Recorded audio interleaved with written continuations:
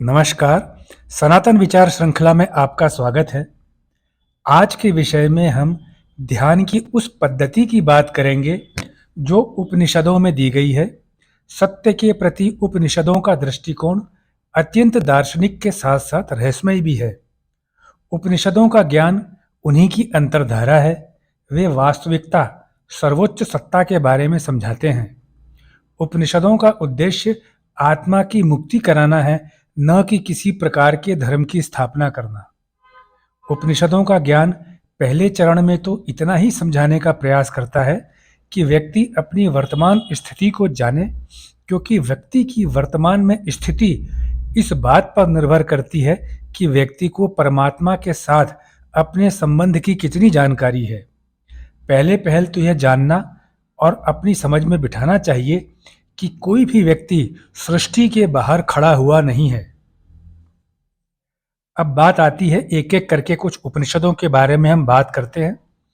ऐत्रेय उपनिषद में कहा गया है कि पूरा ब्रह्मांड जब था ही नहीं तो पूर्ण वास्तविकता, सत्य, एक ईश्वर, एक ब्रह्म ही था। सब कुछ उसी से निकलकर आया है।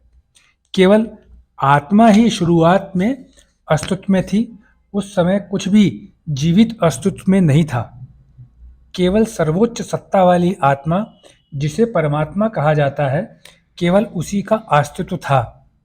वही आत्मा फिर ब्रह्मांड बन गई और दिखाई देने वाले, साथ में जिन्हें नंगी आंखों से देखा नहीं जा सकता, वह जीव भी उसी सर्वोच्च सत्ता वाली आत्मा से बने हैं।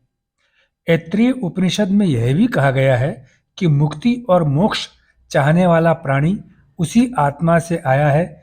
इसलिए प्रत्येक व्यक्ति की अंतिम नियति सर्वोच्च सत्ता वाली परमात्मा की पहचान करना ही है। इसके बाद आती है तैत्तिरीय उपनिषद। तैत्तिरीय उपनिषद के भृगुवल्ली में कहा गया है कि महान ऋषि भृगु को उनके गुरु, जो उनके पिता भी थे, उनका नाम था ऋषि वरुण, उनके द्वारा तपस्या करके ज्ञान प्राप्त हुआ कि जो परमात्मा है केवल उसको पाना ही आनंदमय हो जाना है। और इस ज्ञान को प्राप्त करने के लिए भृगु ऋषि को अपने व्यक्तित्व के विभिन्न परतों को भेदना पड़ा। भृगु ऋषि ने ध्यान को अपने भौतिक शरीर से हटाकर प्राणों पर लगाया। कई वर्षों तक वे अपने प्राण पर ही मनन करते रहे। फिर उन्हें ज्ञात हुआ कि संपूर्ण आनंद प्राण नहीं दे सकते। इस प्रकार उन्होंने अपने चिंतन को प्राण से हटाकर मानसिक क्रिया, और यहाँ पर भी वे कुछ वर्षों के बाद समझ गए कि मानसिक ज्ञान भी आनंद का सागर नहीं भर सकता। तो फिर वे बौद्धिक स्तर पर आनंद खोजने लगे, किंतु उन्हें सच्चे आनंद की प्राप्ति तभी हुई जब उन्होंने अपने चिंतन को एक ब्रह्म पर केंद्रित किया। भृगु ऋषि कहते हैं कि आनंद ही व्यक्ति का स्वभाव है। दुख, तकलीफ या दर्द मानव का वास्तविक स्वभाव नहीं है। आइए हम 3 महान उपनिषदों के आधार पर ज्ञान के आनंद को समझने का प्रयास करते हैं। दारण्यक उपनिषद में स्पष्ट रूप से कहा गया है कि चेतना रूपी आनंद ही ब्रह्म है। इसके साथ तैत्तिरीय उपनिषद में समझाया गया है कि ब्रह्म जो है वह वास्तविकता, बुद्धि और अनंत है, अर्थात चेतना ही ब्रह्म है। इसके साथ ऐत्रेय उपनिषद कहता है कि आनंद ही ब्रह्म है। तो कुल मिलाकर के कथन इस प्रकार से हुआ कि ब्रह्म यानी ईश्वर अर्थात परमात्मा एक पूर्ण अस्तित्व है। परमात्मा पूर्ण चैतन्य अवस्था है। परमात्मा ही आनंद है। अब मांडुक्य उपनिषद चेतना की कम से कम 3 स्तरों की सुंदर व्याख्या देता है, जिन्हें हम आमतौर पर जागृत, स्वप्न और सुषुप्ति की अवस्था कहते हैं। वास्तव में तो चेतना की कोई भी किसी भी प्रकार की अवस्था होती ही नहीं है। चेतना तो शाश्वत होती है, लेकिन फिर भी जब हम किसी वस्तु के विरोध का मन बनाते हैं तो उस वस्तु की कुछ अवस्थाएं प्रतीत अवश्य होती हैं। ओम का उच्चारण ही चेतना की इन 3 अवस्थाओं, जो कि जागृत, स्वप्न और सुषुप्ति है, उनको मिलाकर एक कर देता है। उपनिषद में कहा गया है कि ब्रह्मांड कंपनों के समूह के अलावा कुछ और नहीं है। इसलिए ओम के उच्चारण से उत्पन्न हुए कंपन को उस कंपन के समान माना जाता है। जो वास्तव में ब्रह्मांड में लगातार हो रहा है। ऐसा कहा जाता है कि आत्मा की मुक्ति के लिए मांडुक्य उपनिषद ही पर्याप्त है, क्योंकि यह हमें उपनिषदीय ज्ञान का जो सार है वह प्रदान करता है। यहाँ एक सार्वभौमिक विश्लेषण में बाहरी और आंतरिक को एक साथ लाया गया है। कहाँ पे? मांडुक्य उपनिषद में। मांडुक्य के अनुसार ध्यान की मुख्य विधि जो मांडुक्य उपनिषद में दी गई है वह तभी पता चल सकती है जब उसे तुलनात्मक कथन जो अलग अलग उपनिषद में दिए गए हैं उनके आधार पर पढ़ा जाए।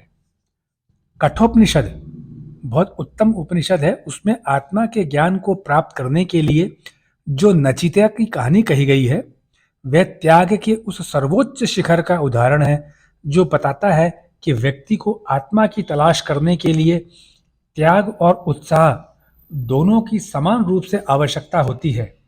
इस प्रकार से जब हम उपनिषदों से जानते हैं तो हमें पता चलता है कि हमें उस ब्रह्म का ज्ञान करना चाहिए जो पूर्ण चेतना का स्रोत है, पूर्ण आनंद का स्रोत है। हमें उस ब्रह्म के ऊपर ही केंद्रित करना चाहिए। इसी का एक उदाहरण देखने को मिलता है। आपने स्वामी रामकृष्ण परमहंस के बारे में पढ़ा होगा। वे स्वामी विवेकानंद के गुरु थे और रामकृष्ण जी के गुरु तोतापुरी थे। एक बार तोतापुरी अपने शिष्य रामकृष्ण के पास आते हैं तो पूछते हैं कि तुम रोजाना क्या करते हो? रामकृष्ण उत्तर में कहते हैं कि मैं रोजाना ध्यान करता हूँ। इस पर तोतापुरी कहते हैं, तुम रोजाना ध्यान क्यों करते हो? एक बार कर लिया बहुत है। रामकृष्ण जी उत्तर देते हैं, पीतल के बर्तन को, पीतल ब्रास के बर्तन को रोजाना साफ करना पड़ता है, नहीं तो वह काला पड़ जाता है। जिस प्रकार पीतल के बर्तन को रोजाना साफ करना जरूरी है, उसी तरह मुझे मेरे मन को भी रोजाना साफ करना होगा। इस पर तोतापुरी जी कैसे कहते हैं, ऐसा मानो तुम्हारा मन सोने का बर्तन है, फिर इसे साफ करने की आवश्यकता नहीं रहेगी क्योंकि फिर ये काला नहीं पड़ेगा। इस प्रकार से उन्होंने ध्यान को समझाने का प्रयास किया। इसका वार्तालाप का अर्थ यह है कि अगर हम हमारे मन में 1 घंटा ध्यान करने के बाद में बाकी के 23 घंटे विचार जो घूमते हैं वो व्यर्थ के विचार को घूमने देते हैं तो हमारा मन पीतल के बर्तन जैसा है। और इसके विपरीत हमारे मन में सदा एक ही विचार रहता है कि मैं ईश्वर का अंश हूँ, मैं कोई शरीर नहीं, एक आत्मा हूँ, सभी जीव एक आत्मा है, सभी जीवों की आत्मा के पिता एक ही हैं जो ब्रह्म है, तो और ये पूरा ब्रह्मांड ही मेरा शरीर है। तो इस प्रकार की जब विचार पूरे दिन भर चलते रहेंगे तो हमारे को फिर दोबारा ध्यान करने की जरूरत इसलिए नहीं है क्योंकि हम हमेशा से ध्यान मग्न हैं। यहाँ इस बात की जानकारी आवश्यक है कि ध्यान की विधि क्या होनी चाहिए। हमें याद रखना चाहिए कि हम अपना कोई भी काम करते हों, हम यात्रा कर रहे हों या कुछ और कार्य में हों, उस कार्य को करते हों ये विचार करते रहना चाहिए कि मैं उस ब्रह्म का हिस्सा हूं, मैं कोई एक सामान्य शरीर नहीं हूं, मैं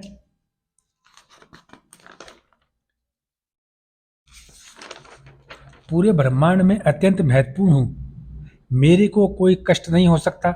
जिस प्रकार अनगिनत विशाल चमकते हुए तारे, सूर्य, अन्य ग्रह हैं, उसी प्रकार मैं भी एक हूँ। ये सभी तारे, सूर्य और ग्रह उपग्रह जिस प्रकार से ब्रह्मांड का एक हिस्सा है, मैं भी उतना ही महत्वपूर्ण हूँ। जिस प्रकार इन सभी तारों आदि सूर्य, ग्रह, उपग्रह ब्रह्मांड में एक महत्व रखते हैं, उसी प्रकार इस ब्रह्मांड में मेरा भी महत्व है। हमें निरंतर इस बात के विचार को अपने मन में जन्म लेते देना चाहिए।